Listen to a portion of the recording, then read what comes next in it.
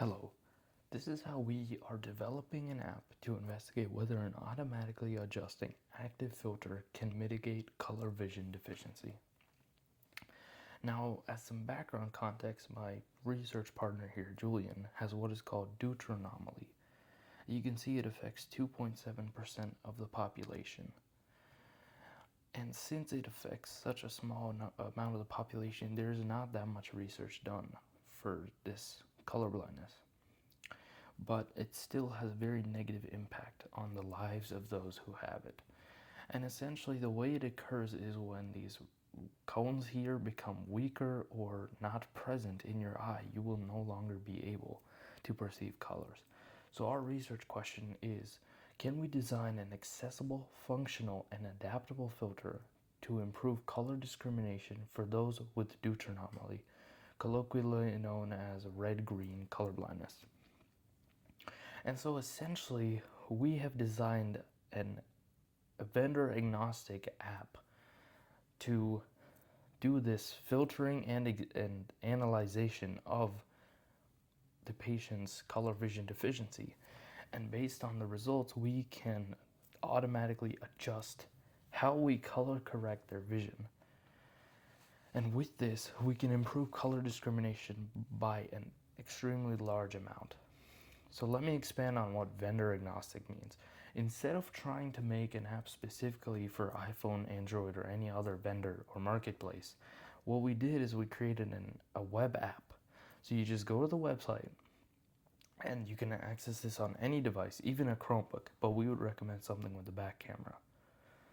And once you have it open, it'll run. It runs very well on Chrome and other modern browsers. And our app can automatically adjust the filter. So once we made the app, we obtained 10 trials of control and 20 plus trials of experimental data. And of course, we are still collecting data because the more data, the merrier. We're going to run a statistical test to analyze our data. Then we're going to adjust the filter based on this data, and we're going to take a final ANOVA test. And so essentially, we have been oscillating between these two sections because we have been fine-tuning our filter, and this has led us to have even greater improvements in vision. And we're going to talk about it right here in analysis and results. So you can see that without the filter, our test scores are pretty low. They kind of move between 81, 63, 88, 81, 63. Either way, this is not something that you want to rely on in terms of vision. And if we look at the average, it's highly apparent that this is significantly lower than a normal person's vision. But with the filter, we have improved the vision up to 100%. And you can see the average is 95% now. So we can see that the filter is both consistent and reliable in how it improves one's vision. And on top of that, the testing method is also working quite well. You can see it's not changing too much how it filters a certain person's vision. So even though the testing plates that are generated are in random locations whenever you play it, it's still giving us good, reliable results. And so to close, we have successfully designed a mosaic color vision deficiency test to use in our app. And this data that we have collected using our app has indicated we have an increased color vision discrimination aptitude. So in the future, and since this is an app, we can move pretty quickly. We have already done this. We've removed our control slides and replaced it with more what are called true slides, which are actually evaluating your color vision deficiency. We've improved our user interface and user experience by streamlining it. And we can always improve both of those and obtain even more data. So we're still working on that. And so to close, a higher score does not necessarily equate to a higher mitigation of color vision deficiency. And so what that means is just because we have a higher score here, that just means discrimination. That doesn't mean you can see colors again, because asking someone with color vision deficiency to see green is like asking someone with normal vision to see infrared light. They simply lack the receptors to do that, and as such, it won't happen. And that's why trying that is not going to achieve our true goal, which is to allow them to discriminate and tell the difference between, say, a red, yellow, green traffic light. And so thank you for paying attention to our slides here. And these are our references, and I'd love to field any questions.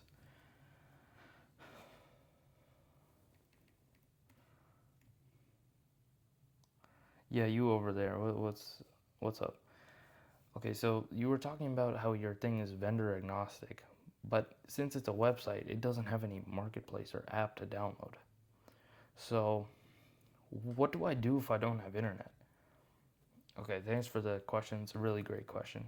And this is kind of one of the trade-offs of being a vendor agnostic is different vendors have different ways that they run offline. So for instance, on iPhone, there's something called a reading list. And so I'm sure maybe there are different ways to get to this, but so far what I've found is if you add the app to your reading list and you turn on offline reading lists, then you can get the phone to download the website for offline reading, quotation marks, and you can use the site because our site doesn't necessarily require a server for any of this. It's just the code running on your browser. It's all client side, so you can use it offline that way. Yeah, so I hope that answered your question. Okay, over there. Okay, so how do you know these cameras in these phones or whatever device are reliable? Yeah, and that's another trade-off of being vendor agnostic is we don't know how good. So here's the thing: we tested this using a Samsung and an iPhone, and I mean, they both basically have the same sensors across all their models, and they all aim for a certain level of color, like accuracy, color calibration. So for instance, with iPhone, they basically guarantee a true to life color representation. And I've found that it's pretty consistent across iPhones. So I would say that, at least for iPhone, we can be pretty sure that it's within the margin of error, the camera. And so again, this is kind of color correcting from what you see. And let me expand on that. So you can see that in this range, these colors are not discriminated very well. They are kind of all the same. So what we do is we kind of spread these out into these places with higher discrimination. So we might flip it from here all the way over to here, magenta E, or whatever we do, we're essentially moving colors from here to more visible, discriminatable ranges. And so by doing that, we can increase color discrimination. And that's where our adaptability comes in, because we could just crank that up to 1,000 and move all of these over here, but then you can't discriminate between these and these. So it's all about finding that balance, and that's what our test aims to solve, is how much intensity does our filter need to be.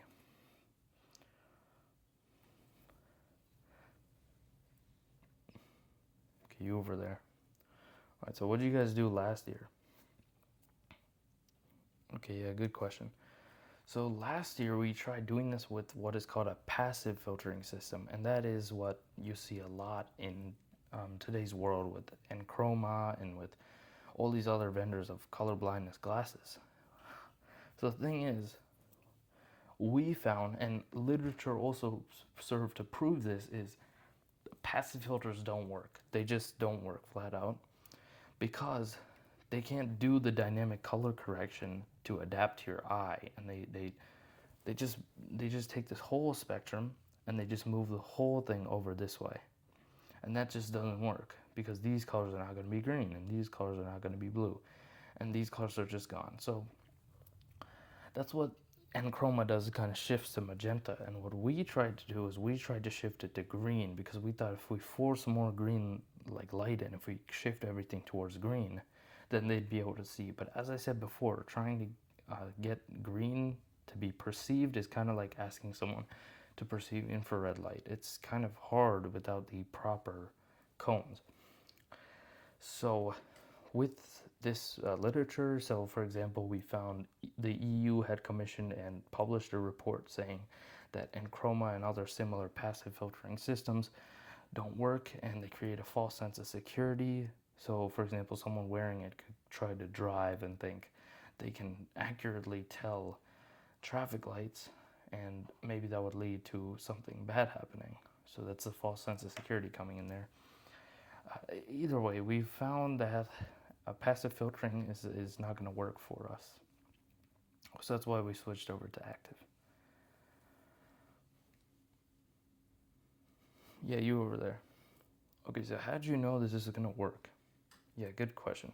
So a lot of phone vendors have what are called color blindness filters on their phones. So for example, Fortnite also has that. And what that does is it does a lot like what we're doing, but it's not adaptable. It's kind of just like an intensity slider. But when we tested it, the intensity slider didn't really do anything. It didn't improve or degrade the results. It kind of just, see, it did boost the results. It did boost discrimination up to about 80%. But beyond that, it didn't really do that much. And you see this data, this is from running this mosaic test. So when we ran this on the Ishihara test, for example, which is like, I guess we don't have a picture of it, but an Ishihara test is like a bunch of circles and then there's a number in it. When we ran on that, it was like 0% for green, and then when we used the iPhone's color blindness mitigation or adaptation filter, it jumped up to 80%, and then with ours it jumped to 100%. So that was really exciting for us, knowing that we were able to do that. And yeah, you over there. Okay, so why did you guys use a mosaic test instead of an Ishihara test?